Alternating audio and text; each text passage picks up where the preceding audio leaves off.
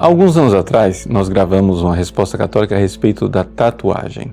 E dissemos que a tatuagem em si, ela não é imoral, mas são alguns fatores externos que tornam a tatuagem imoral. Bom, algumas pessoas disseram que não, padre, não é verdade. Tem um versículo bíblico que proíbe a tatuagem. E trata-se de Levítico, capítulo 19, versículo 28, que diz assim: não vos façais incisões no corpo por causa de um morto, nem marcas de tatuagem. Eu sou o Senhor. Bom, na verdade, esse versículo aqui, ele só fortalece o nosso argumento. Ou seja, se você for olhar o contexto da proibição da tatuagem, trata-se de um contexto em que se fala do culto aos mortos e culto aos deuses falsos. Ou seja, as pessoas naquela época usavam tatuagens para cultuar os mortos e os deuses falsos. Então, é claro, isso é proibido, mas não é a tatuagem em si que é proibida. Além disso, se você for olhar no contexto mais amplo, você vê algumas proibições, como por exemplo, não aparar a barba. No entanto, todos nós aparamos a barba, desde que não seja um culto a um Deus falso. E outras coisas que são simplesmente cerimoniais, ou seja, leis que foram abolidas com o Novo Testamento, como por exemplo a proibição de se usar roupa com 2 tipos de fios diferentes. Bom, a minha batina ela é feita de poliéster e de lã, nem por isso eu deixo de usá-la, não é verdade? Bom, mas eu gostaria de aqui contribuir com os pais que querem fazer os seus filhos pensar bem antes de fazer uma tatuagem. Trata-se de uma reflexão e de um diálogo muito importante e necessário com os filhos, as filhas. Por quê? Porque é uma decisão mais ou menos definitiva.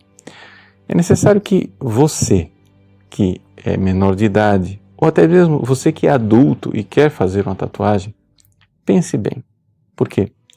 Porque você pensaria muito bem se você tivesse que comprar uma roupa e vestir uma roupa que você não fosse mais tirar até a sua velhice. Ou seja, você hoje tem 15 anos, vai pôr uma roupa e nunca mais vai tirar.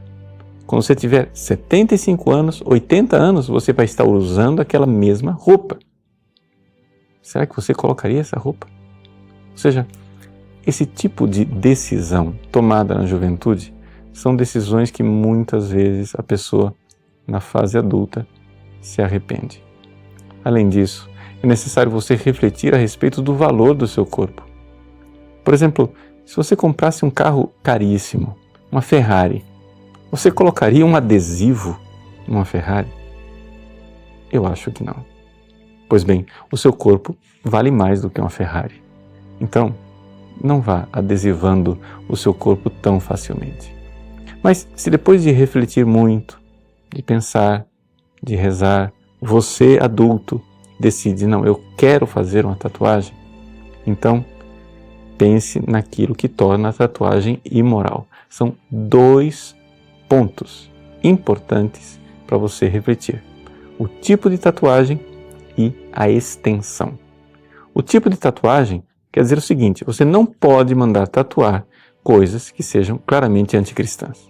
Por exemplo, símbolos satânicos, coisas eróticas, pornográficas, símbolos de outras religiões, sincretismo religioso, tudo isso é claramente imoral e proibido. Então, muito cuidado com alguns símbolos que você não sabe o significado, né? Pesquise bem e veja bem o que é que você vai mandar estampar no seu corpo.